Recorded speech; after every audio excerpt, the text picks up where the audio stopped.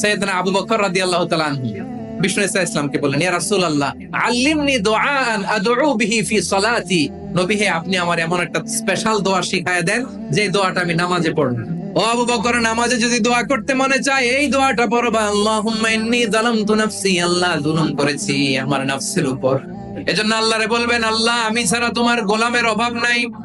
ও আমার রব, আমি ছাড়া এই জমিনের বুকে তোমার গোলামের অভাব নাই, কিন্তু তুমি ছাড়া তো আমার দ্বিতীয় কোনো রব নাই।